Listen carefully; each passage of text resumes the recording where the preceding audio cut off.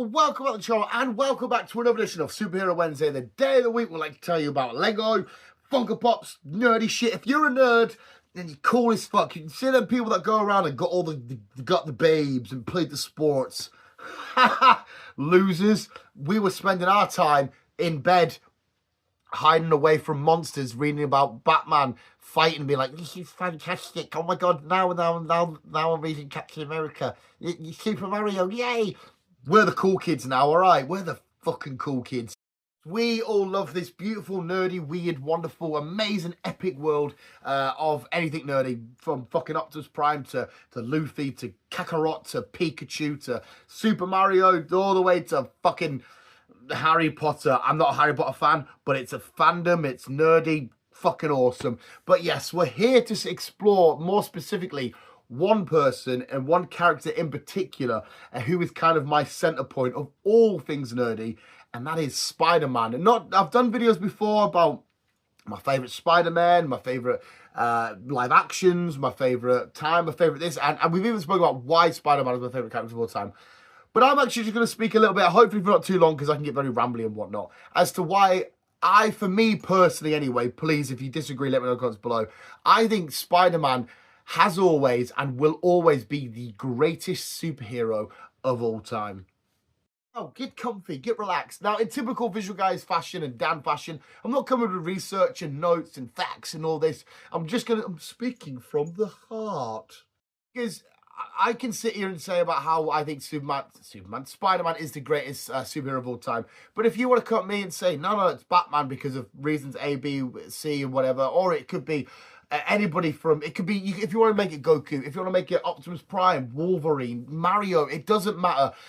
Your favorite superhero and who you think is the greatest superhero of all time probably won't be the same as me. Yes, there'll be loads of other Spider fans out there that will agree with us, but that's why it's fantastic. I'm not here to fucking debate with people and say you're wrong, I'm right. I'm here to say this just works for me. If it is Captain America for you and that works for you, fucking awesome, because of, it's a lot of it's biased and a lot of it's, your emotional connection. I can't look at anything Spidey and be like, I look at Captain America and go, yeah, this is fucking awesome, I love it. But it doesn't give me the heart tingles as much as it does with Spider-Man. Obviously, it was Spider-Man that really kicked off my love and passions for anything nerdy and weird. Everything, apart from one or two things like gaming and Pokemon, obviously, they would have still been there and stuff, and wrestling. But, to really go down the proper comic booky, nerdy, explore world route, it was because of my love for Spider-Man. And there's always been this weird connection. I don't really like Superman. It's because I don't massively love, I do love some, but I don't massively love characters that are so OP, and I know Superman has had his uphill battles. He hasn't always been OP. He's had to fight whilst being, under pressure, with, being affected by kryptonite. He's had his fucking downfalls. He's had his beatings, without a shadow of a doubt he is. But the idea of this, if you just look at a hero flying through the sky that is basically a god and invincible to, 99.99% of shit that we chuck at him, to this kid from New York City, swinging around, who can get fucked up by a lot of things, but still has the capabilities and the powers and stuff to do all this great, amazing shit. I relate more to it, not the swinging, obviously, but just the person, who he is, just this kid, just sort of trying to find his sort of place in the world and balance his, for me, obviously, it's not an identity. It's like the Dan life and work life and girlfriend life and balance all that, whereas he's balancing all that, as well as being, this fucking ultimate, amazing superhero. Always just sort of resonated and sort of somewhat related to Spider-Man. But it's also, for me as well, again, there's so many characters from manga, comics, film, TV, whatever, that have had these massive battles and these moments of, no, you can do it, step up. I can think of so many, but it's his, I'll go back to something as recent as Homecoming and Tom Holland's performance when he's looking in the puddle and he's like, no, you need to get up, you can do this, you're Spider-Man and shit. And just sort of seeing these things, he knows he's up against it, and he has to do it. He has to do the right thing. He has to just push through and fight on. And even seeing the stuff with the Tom Holland Spider-Sense shit, even as going as far as you see loads of artwork of Thanos up against 20 Avengers, and then you'll see Spider-Man up against loads of these villains, ideally, you know, not ideally, but usually 6, the Sinister Six and stuff. And it always feels like he's got his back up against the wall. There's never a happy ending for him. He's always committing the ultimate sacrifices. Again, plenty of superheroes, plenty of characters, even villains have all committed some sort of ultimate sacrifice. It's not exclusive to him. I completely understand. But when he does it, for me personally, it just feels a lot more heavy and a lot more weighted. Like that, for me, I think it's the greatest sacrifice in comic book film history when Tom Holland asks everyone to forget his name. And that's included, I'm thinking that over Natasha sacrificing herself, from Tony sacrificing herself to, I know he didn't die in the end, but Batman at the end of Dark Knight Rises. Like I said, I know there's loads of sacrifices, but to me, that's the heaviest one. Speak about any Spider. I'm more specifically speaking about Peter Parker, the more traditional, the one that we all know. But like 2099's had his ups and downs. Gwen, Miles is going through a load of shit right now. Miles is fucking outstanding. I love him. Punk, any Ham, Noir, whoever it is you want to talk about in the Spider world. They have their own sort of story, whatever, but it's the main Peter Parker story that I've just completely. And again, that's another thing as well. There's not a hell of a lot of characters where I love each side just as much. Like, I really like Bruce Wayne. I think he's awesome. But I absolutely adore Batman by a hell of a lot more than Bruce Wayne. Whereas Peter Parker, I adore and love just as much as I love Spider-Man.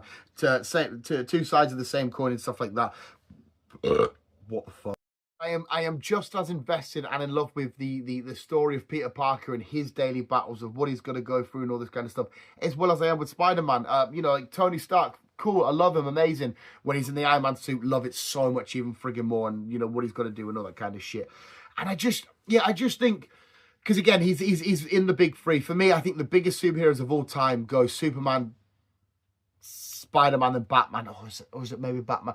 I think you can't argue them three in the top 3. I think Superman probably is number 1, just for like global dominance and recognition and all that kind of stuff. But he's in the big 3, representing. He is the entire face of Marvel, without a shadow of a doubt. I am not going to back down on that. For me, he is, without a shadow of a doubt, the face of Marvel.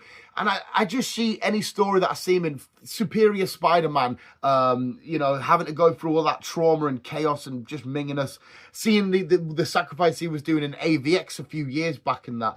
The tragedies that he's had to suffer through different variations of Ben getting lost. And again, I know loads of heroes have had sacrifices and stuff like that, but from that to losing like Gwen, to the times that May might have died and whatnot, to his formed other relationships. Sometimes MJ's gone, Harry sometimes being there, sometimes Harry dying, sometimes Harry turning on him. Just all this kind of fucking crazy mental stuff. Even from his...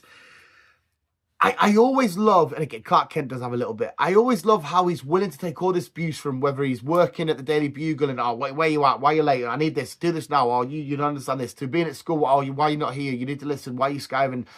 But it's because he's doing these ultimate sacrifices, and the willingness to just never be recognised and thanked for it, and he's doing it because Peter Parker needs to take this shit so Spider-Man can go out and do the thing that needs to do. The whole with great power comes great responsibility and stuff.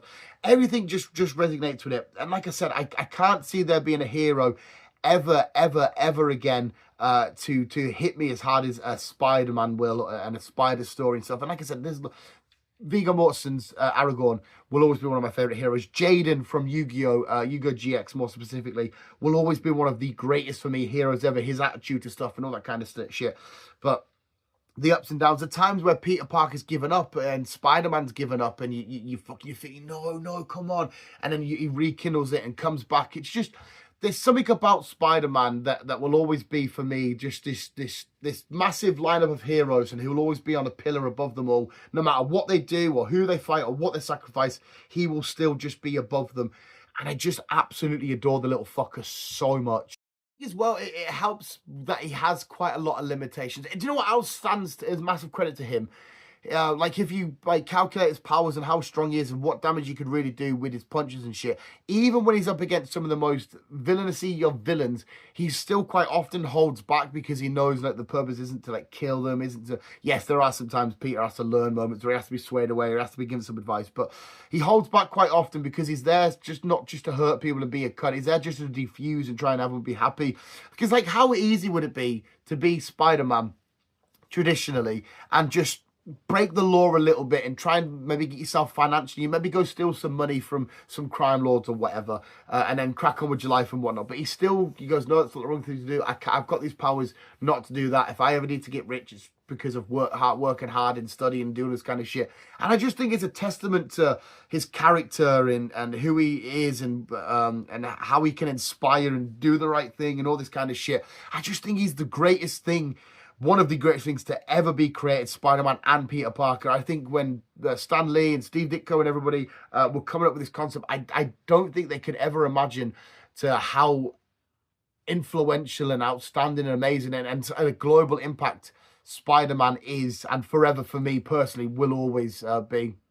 And I just think he literally is the greatest hero to ever come from the pages of comics, to see on a big screen, to see in live action, to see in animated TV shows, to listen to an Audible, to have it as a Lego minifigure, to play in a video game. I just think he will and always will be the greatest hero of all time. Plus, I'm speaking fiction here. I'm not going to sit there and say, oh, he's the greatest hero of all time, when there's genuine real-life heroes, people running into fires to save kids, or people stepping in the way of gunmen, and people, the real fictional, I'm speaking here. I don't want everyone to be like, well, so-and-so actually saved a robbery in real life, lost his leg for it. People went to war and did all this shit. Fictional hero, I should say.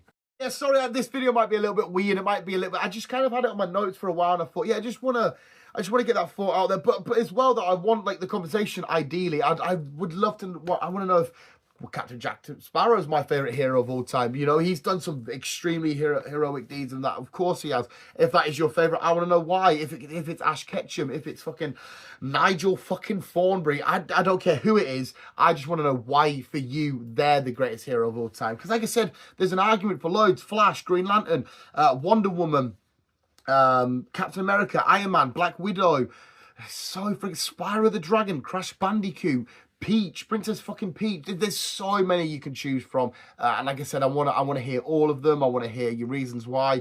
Like I said, this isn't me saying he is. Don't you know? If you ever say somebody else is, you're wrong. This is just for me. It's just who I think and how it will always be for me. I want to know who your ultimate hero and who your ultimate hero always will be. Fictional, that is. I want somebody to be like, my dad, I love my dad. Because, daddy issues and shit. But yes. There we go, visual. Sorry, we will end it there. That was, like I said, it was very ranty and just here, there, and everywhere. And I just wanted to sort of bring that up and just spread some more love and get some more shit out there for Spider-Man, because I'll do anything for Spider-Man. And oh, it's just an absolute beast. But there we go, visuals. Thank you so much for watching. Please let me know your favourite hero in the comments below and as to why. And if you think they will always be, or if you could see somebody taking them off there, thrown in your little, head. But visuals, thank you for watching. Remember, always keep being you. And more importantly, remember, always keep being you and keep on web slinging. Oh, I butchered that fucking outro.